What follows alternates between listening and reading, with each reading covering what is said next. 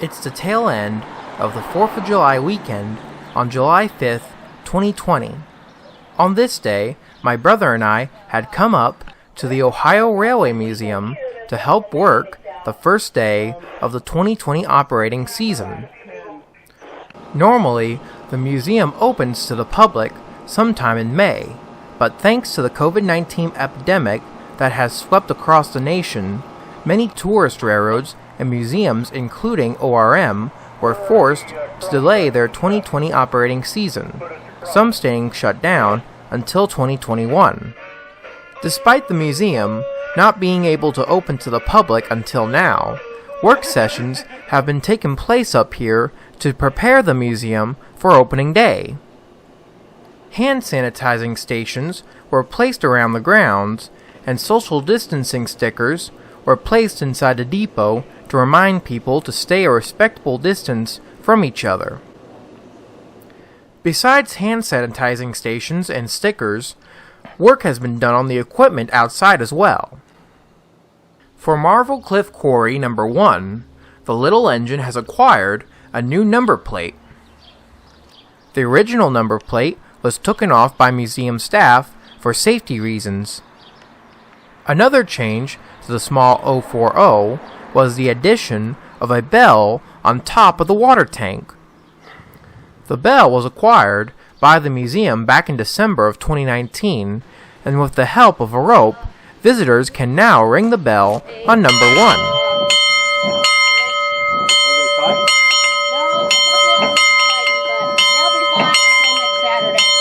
Normally, when the museum operates 7178, aka Roger, it usually just operates Roger and former Canadian National 5060, the museum's passenger car. But, for today's operations, it's historic due to the fact that there's not one, but 3 cars in the consist today. This hasn't happened in a very long time. Besides 5060, former CSX 16607 Love Shack and Pennsylvania Railroad 6510, the railway post office, were on board the train today. About 100 years ago, in July of 1920, 6510 was built for the Pennsylvania Railroad to help with the transportation of the U.S. mail across the country. 6510, along with many other RPOs as they were called, were built and leased to the U.S. Post Office to transport and sort out mail across the country, usually on passenger trains or dedicated mail trains. But, as time progressed, much better ways of transporting mail came about, eventually spelling the end of the RPO. Although most RPOs were scrapped, a good chunk of them still survive at railway museums and tourist railroads across the country. For 6510, it stayed with the Pennsylvania Railroad and continued to work for its successor, Penn Central, while still wearing its Pennsy paint. Then, in 1972, Penn Central donated 6510 to the Ohio Railway Museum, where it has stayed to this day. For its 100th birthday, ORM decided to dedicate July as RPO month and operate 6510 as part of the consist. The last time 6510 operated for an RPO month was back in 2015, and if things go well for this RPO month, it might become more of an annual event. Besides 6510, this would also mark the first operational run for former CSX 16607 at the museum. CSX 16607, also known as the Love Shack, is a former Louisville and Nashville transfer caboose. 16607 stayed on the L&N and worked for its successor railroads, the Seaboard System and CSX. Then, in 2019, the Ohio Railway Museum was successful in purchasing 16607 from CSX. Going back to October 25th, 2019 brings us to the day that 16607 finally arrived at the museum. Although the Railway Museum does have a rail connection with Norfolk Southern, the caboose had to be trucked in and assembled at the Potter Street Railroad crossing. Once the caboose was assembled, it was then pushed by Roger into the yard. 6607, double ball, the yard, traffic clear. 16607, entering the main yard in reverse for the first time with 16607.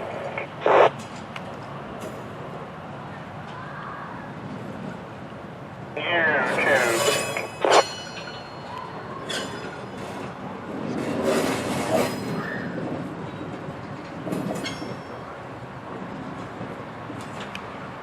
I'd not be able to go back as far as I wanted to in looking at the pole, but let me know when I'm about 20 feet away if I get too close. 16607, Brakeman copies. Ladies and gentlemen of the Ohio Railway Museum, the Love Shack is home.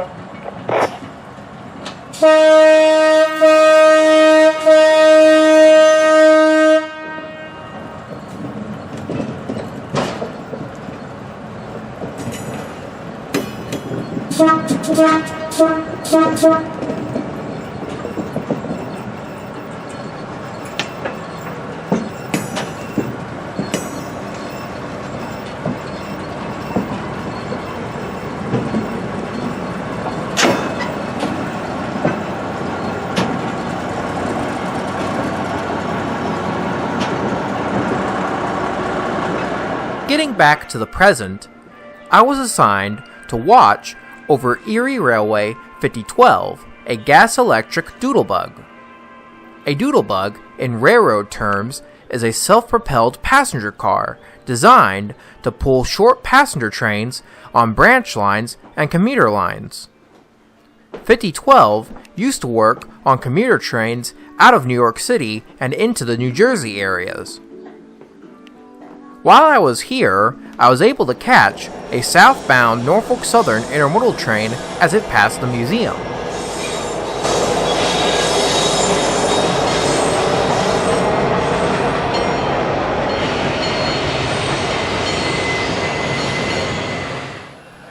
Throughout the day, when I wasn't being swamped by visitors, I was able to get some shots of the train pulling in and out of the yard.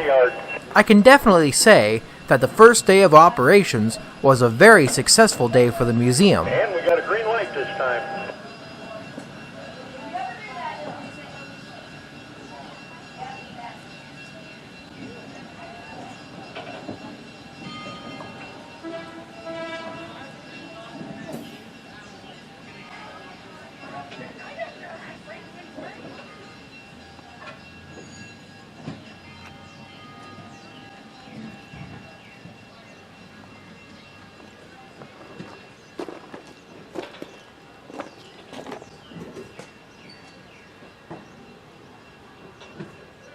Also, throughout the day, as the train reversed back to the railroad yard, 16607 was fitted with a new steam whistle, which was acquired by the museum just recently.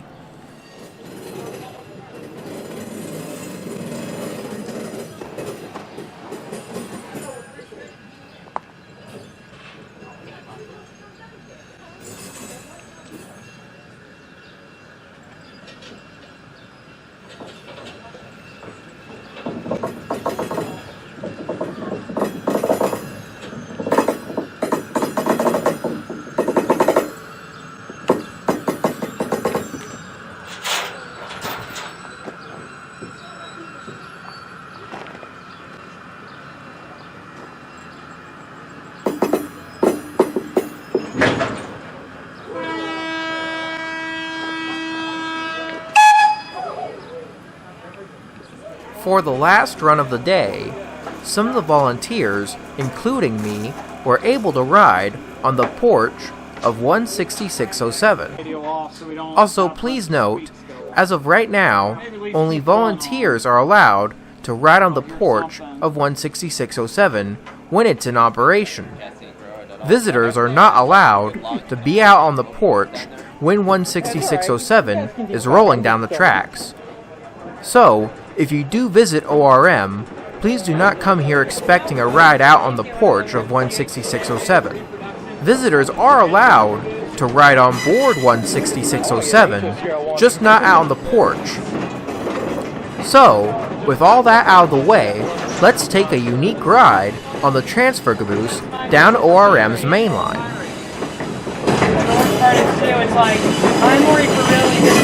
Wait, guys!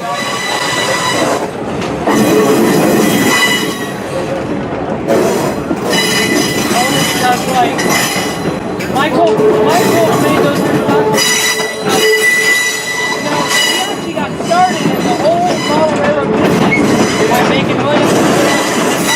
So, he did it from his heart. Now he doesn't make money.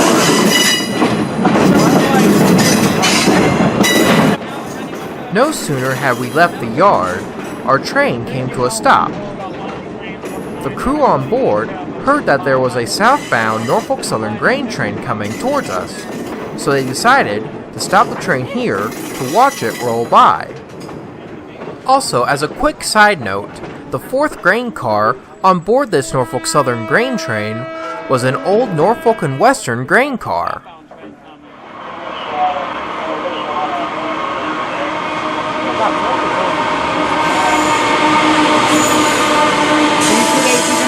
$41.06, $40.36.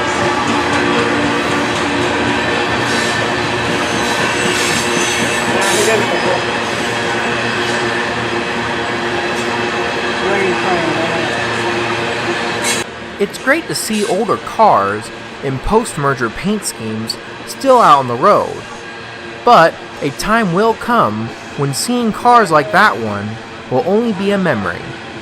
But until that time comes, let's enjoy what we have. You have a good run. Find any gerbils.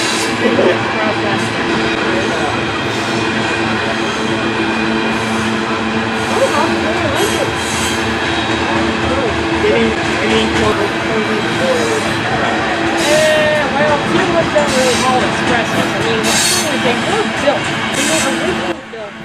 Once the grain train got past us, our train soon got back underway. I mean, I'm trying to think what Reading 6-chime 90 has if it's off a T1 locomotive. I'm just kind of curious to know. I've been up in 90s cab, I kid you not. No, I didn't blow the whistle, but I had my dad position on the whistle. 90 has a Reading motor. No, I'm saying that the 6-chime, Reading 6-chime. The T1s have a 6-chime. Just kind of curious. 90 actually did test one. I want to say maybe 2101 during the American Freedom Train. I think. You can't really know. I think 2101 had a 6-chime on the American Freedom Train. I know. Or an RSY CD&M. Yeah, you know what happens when my friends who likes RSY, he says my eyes bulge. I was like, I want my eyeballs to bulge. You want to know something funny about 615 2101? They actually have the same whistle. But they sound like 615 is high five. Or was it the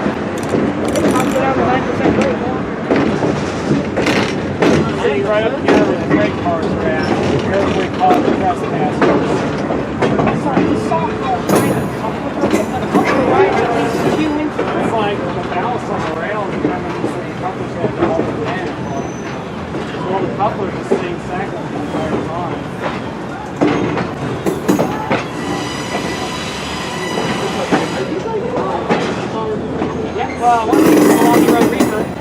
Actually, that's also a reefer. You can tell by the doors on the front. No, that's also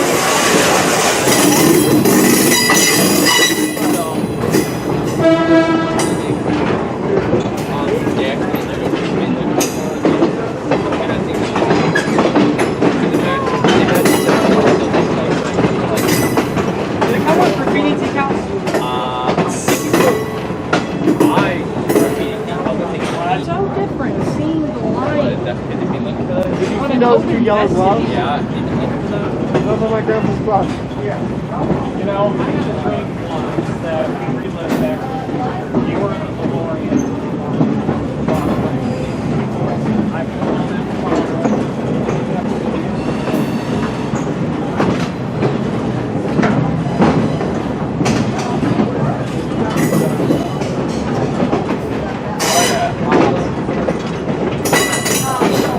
Are you guys going to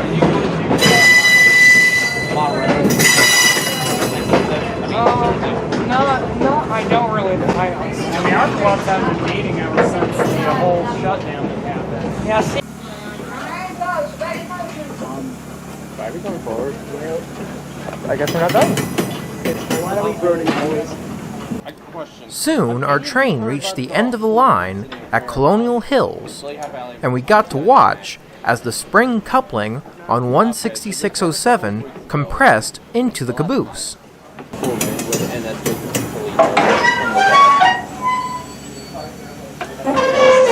Don't worry, this is normal for cabooses.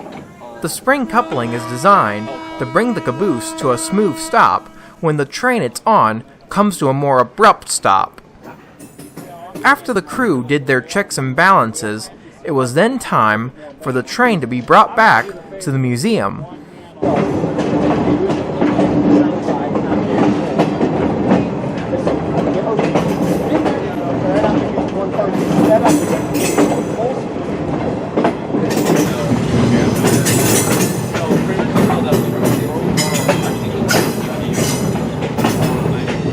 Other question breakdown.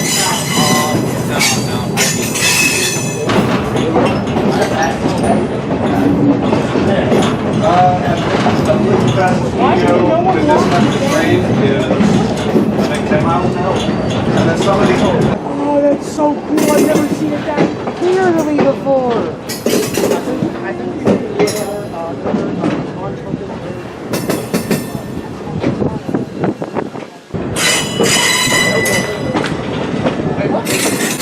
That's from the famous Madagascar movie.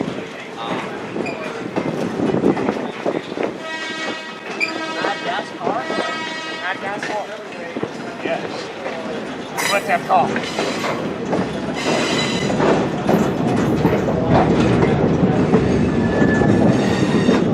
As soon as our train reached the Potter Street crossing, we then came to a stop to pick up the cones and the crossing buck that are at the crossing. In the past, the crossing used to be protected by a gate, but just recently, Silcox, the owners of the gate, decided to take the gate out. So, until a new gate can be put in at the crossing, ORM must always stop here to put down cones and a crossing buck to protect the crossing whenever the trains are in operation on the line. Once the cones and the crossing buck were picked back up on the train then continued back to the yard. Hold a crane, right? You know what will likely be required to get the engine out of the data bug if it's re-engined and running again? Because the whole rear end of that is going to be constructed, and I mean, it's going to need to be anyway to properly restore it. God. You know the Grinch card?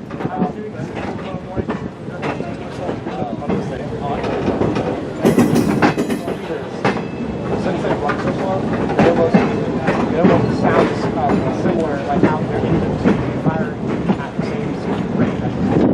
That works both sides. I know what that was. It kind of sound like one. Because the engine runs so slow, it's like it's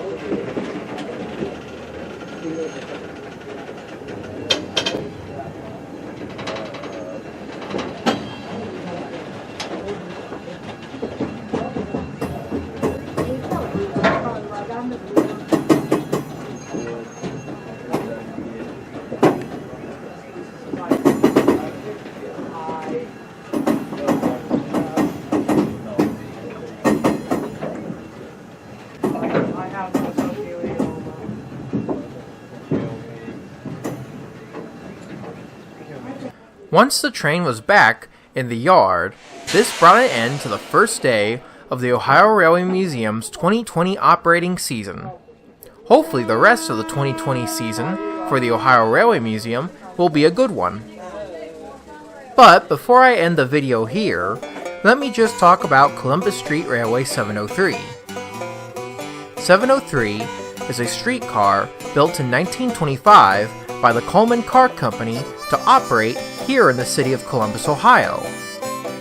It is one of the few Columbus streetcars left in existence, but it is the only one you can go out and see for yourself. As I have said in past videos, the Ohio Railway Museum is currently raising money on Gofundme to renovate 703 and put it back into operation. As of the making of this video, the Gofundme has raised $20,320, and the goal is to raise $25,000, so we're less than $5,000 away from meeting our goal. Although things for the campaign have slowed down due to the COVID-19 pandemic, ORM is still trying to raise the money for the renovation. So, the Ohio Railway Museum and Blossom Bucket, a small shop up in Bucyrus, Ohio, have come together to try and finish raising the money for the renovation. The deal goes like this. If you follow the link down in the description box down below, it will take you to a website. There you can click on the support group button and it will then take you to where you can buy products made by Blossom Bucket. Any products purchased from here, a portion of the proceeds will go to the 703 campaign. So if you wish to support a local business along with the fundraising campaign, you can do that, but there is a limited time for this deal. This deal will only go until August 10th, 2020, so if you wish to buy any items from Blossom Bucket and help with the 703 renovation, you have about 3 weeks to decide on that. Also, if you are watching this video past when this special deal ends, I'll also leave a link to both the Gofundme page for 703 and a link to Blossom Bucket's website down below in the description so you can check them out as well. Also, if any of you wish not to do this, it's alright. I know this is a tough time right now, especially with the economy going all over the place and the coronavirus also going all over the place, so if you don't want to give the money, that's alright. You don't have to do that. But if you do wish to help, the links will be down in the description box down below. And with all that out of the way, we are now at the end of the video. Well, I hope you guys enjoyed the video, and I hope you guys are having a good day. See you later.